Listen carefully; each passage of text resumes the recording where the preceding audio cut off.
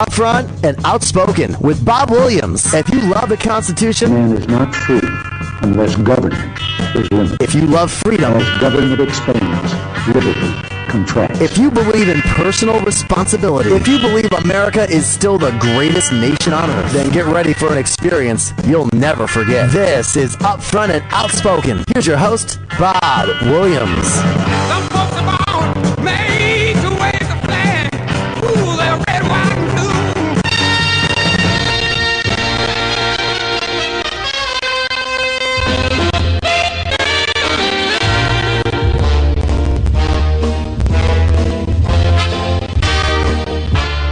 And welcome back. This is, of course, Upfront Outspoken. I'm your loudmouth host, Bob Williams. Glad to have you along on this Friday, TGIF. I can't wait to get the hell out of here. I mean, this is one of those days. But first, the weather for today. Sunny, high near 71 degrees. Tonight, clear with low around 41.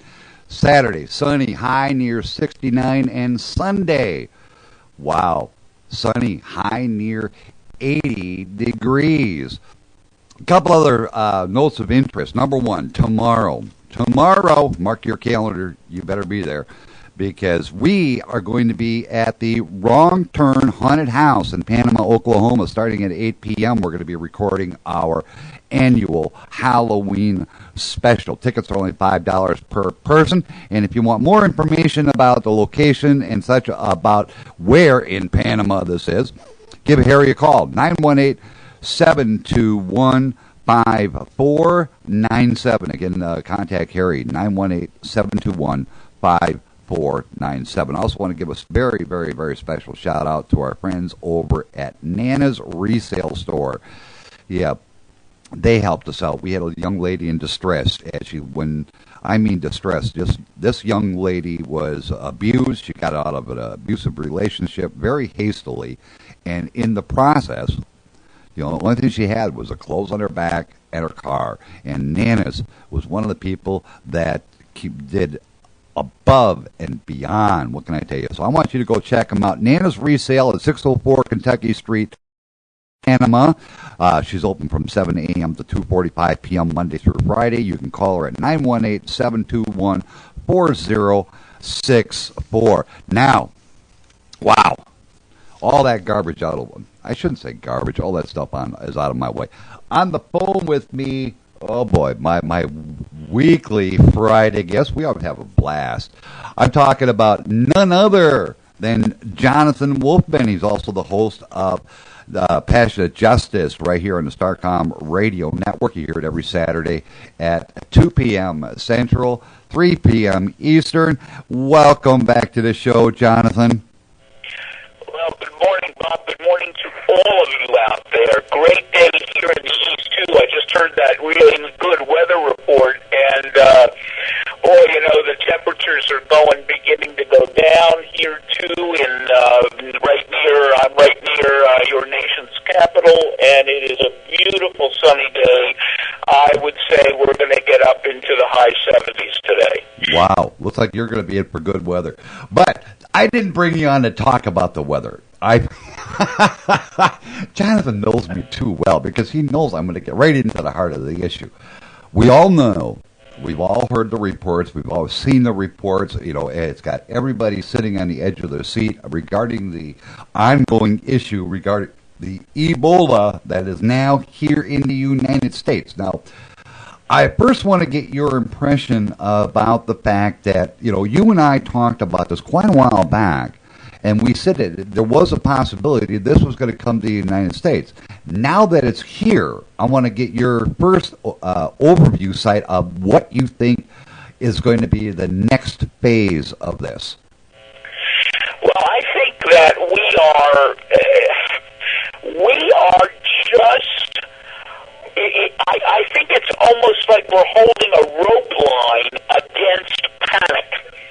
I just have this gut sense, and I don't even know if I can bring to bear evidence on this, but if I'm reading the public at all well, I think we are 1 or 2 or 3 cases away, and especially if it happens outside of the Dallas area, I think, Bob, we are 1 or 2, 3 cases away of almost wholesale panic among Americans about this. I really do. Well, we've got a couple things that came up that I don't know if you were made aware of, but there is a potential new Ebola victim or patient that may, we don't know. Now, I'm going to say this is all speculation, where it's not been confirmed yet, but of another case of an Ebola patient appearing in Hawaii.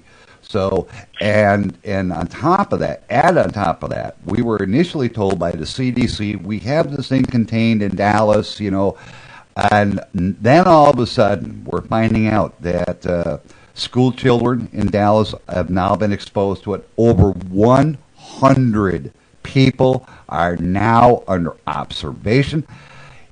Do you think the CDC has a handle on this thing? I mean, I think they believe they do, and I mean, I don't see the CDC people. They're not the kind of people who are the kind. I mean, we all know there are the kinds of government agencies and workers who almost take it as part of their jobs to soft soap, to soft pedal, to dodge, bad news. They're not a political agency, and my guess is that if they're wrong, it's because they've been wrong. You see what I'm saying? Right. Go ahead.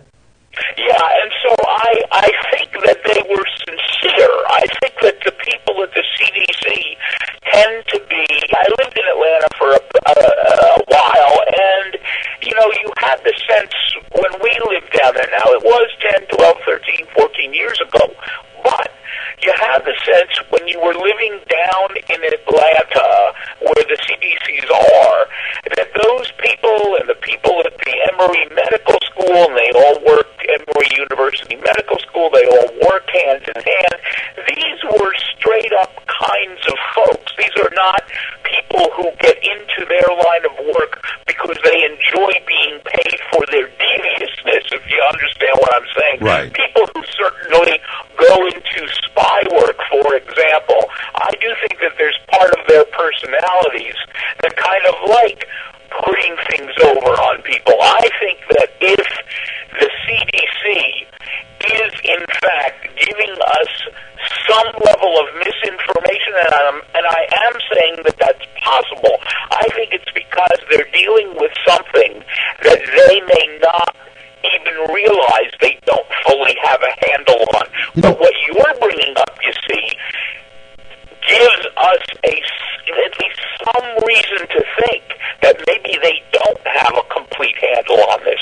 Well, let me ask you this, Jonathan. I mean, here's let's put this in a hypothetical situation, and I'm gonna leave it at that now. People, please bear with me. Listen to me very carefully. I asked a couple of ladies the other day, if you go outside sometimes when you got a cold, you might have a couple of aches and a couple of pains, and you don't think about it. So here's my question to you, and then I'm going to tell you what these ladies said. Is it humanly possible for you to remember every single person you came in contact with in a 48-hour period?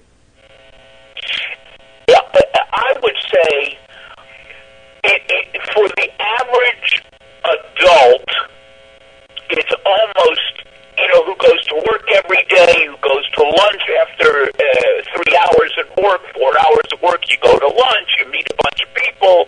Let's say you're a businesswoman, you go to lunch, there's 7 or 8 people at your table.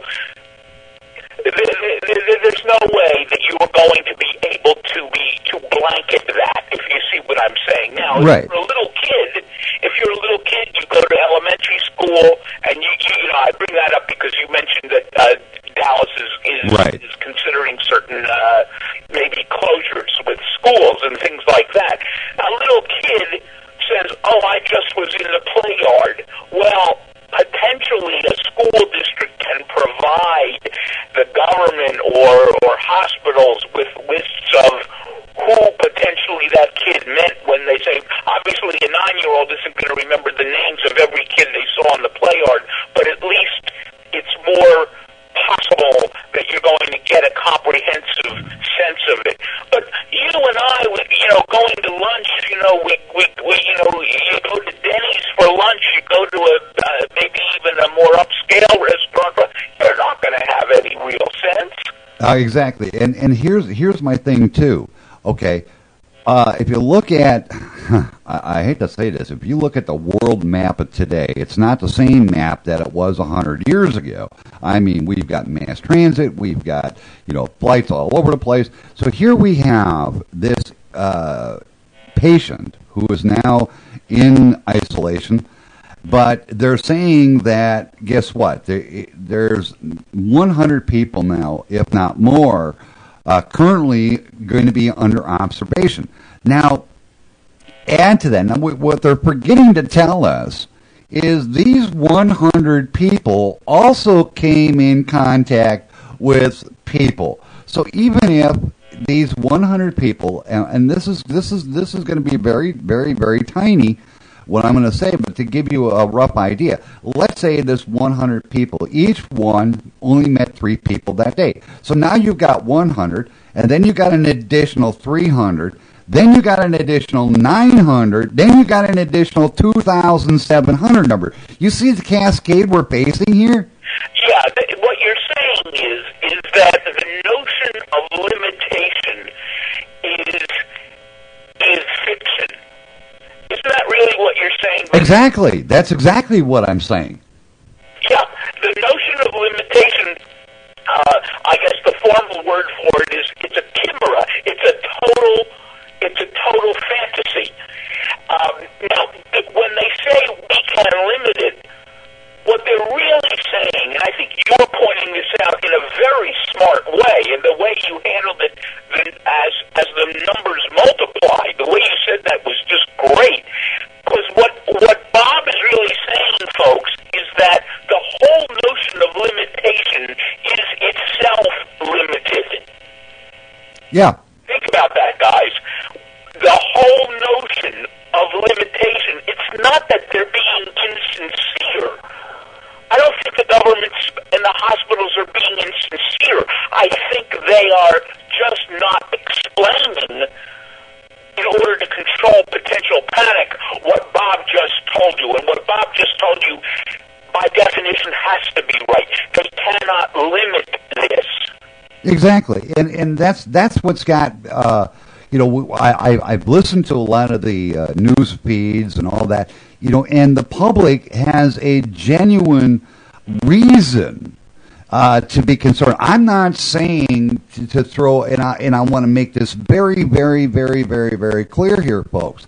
I am not trying to put out a state of panic. That is not my intent. Okay, so if you think that this is what I'm trying to do, I'm trying to create panic, I'm trying to create all this, that is not my intent.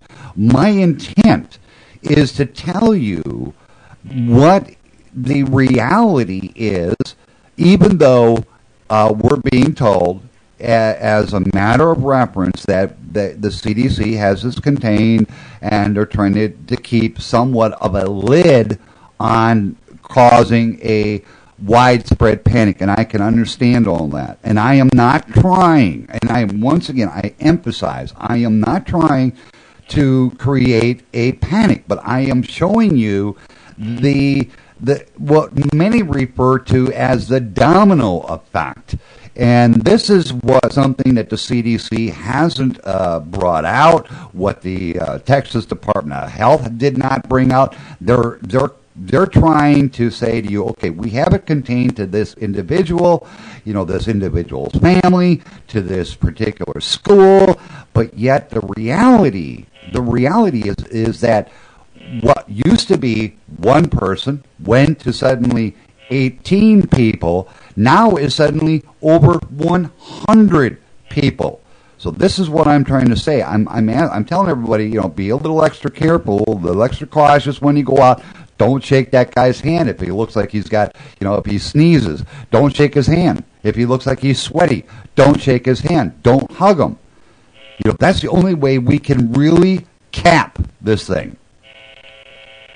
I think you're right. I mean, here I live very far, relatively far from where Texas is.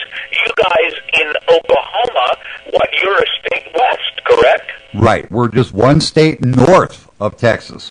North, thank you. Yes, sorry. You're one state north, and parts of you are a little bit west. And yeah, I mean, it just is. It's got to be frightening, and that's why I opened by saying I think we're kind of at a rope line where some people are leaning against that rope, and when you have enough people leaning against the rope line, what happens to the rope? The rope. It's going to break. It's eventually going to collapse. And that's the thing. I have serious concerns about this because, like I said, I've been saying it on my show all along. I've been saying it all week, ever since we first got word about this one guy. I said there's more to this story than we're being told. There's more to the story. And guess what? There has been more to this story. There has been more getting out there. Like I said, it went from 1. It went to his immediate family. Then it went to 18. Now it's to 100. Now we have another potential Ebola patient in Hawaii. And as Jonathan said, he may be up there in Maryland. Okay, that's where Jonathan is, just miles from our center of government. But how long do you think it takes to jump on a plane in Dallas and arrive in Washington, D.C.? About 4 hours. Right. You're only 4 hours. That tells you how close the world actually is. It's no longer, it takes weeks or months to get from, the UK to our shore here in New York, or from China to San Francisco. It only takes a matter of hours now. Right, and the other part of it is that these days, given the kind, you've been describing how changed our world is from even when you and I were little kids. And the point is that's not only correct, it's just that people have so many different legitimate reasons for worldwide travel.